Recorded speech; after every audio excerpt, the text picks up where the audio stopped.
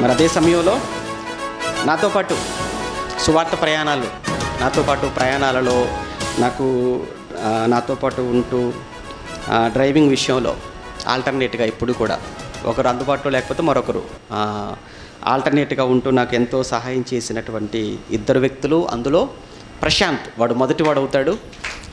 కనుక ప్రశాంత్కి కూడా మరి చిన్న గిఫ్ట్ ఇవ్వాలి అని అనుకుంటున్నాను. కేవలం నా విషయంలోనే కాదు, ఎప్పుడు కూడా ఈ చుట్టుపక్కల కార్యక్రమాలు ఏమైనా ఉన్నా కానీ ఎప్పుడూ కాదనకుండా వస్తూ ఎంతో సహాయం చేస్తున్న తమ్ముడు ప్రశాంత్కు చిట్టి కానుక. ఓకే నాన్న, థ్యాంక్ యూ రా. నెక్స్ట్ రాజేష్ రాలేదా? ఓకే.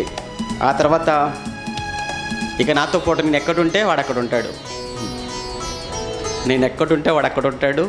నన్ను అందరికీ చూపిస్తుంటాడు, నన్ను అందరి దగ్గరలోకి, అందరి మొబైల్స్లోకి పంపుతుంటాడు. ఆడే కళ్యాణ్. ఇంకా మరి కళ్యాణ్కి కూడా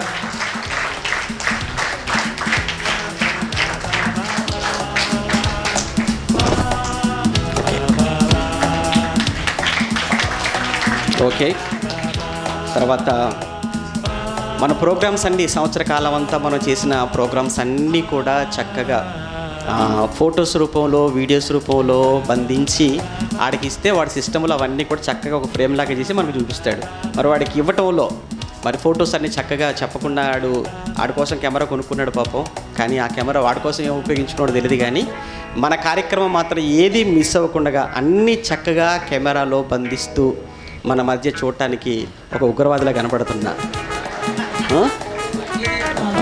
రాజు. ఓకే, వీడికి కూడా చిన్ని కానుక.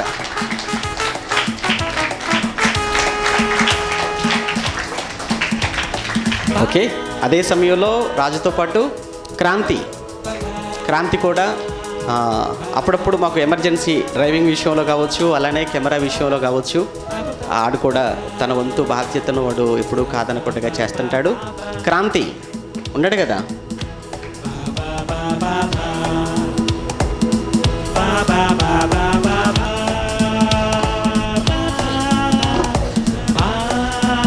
ఓకే.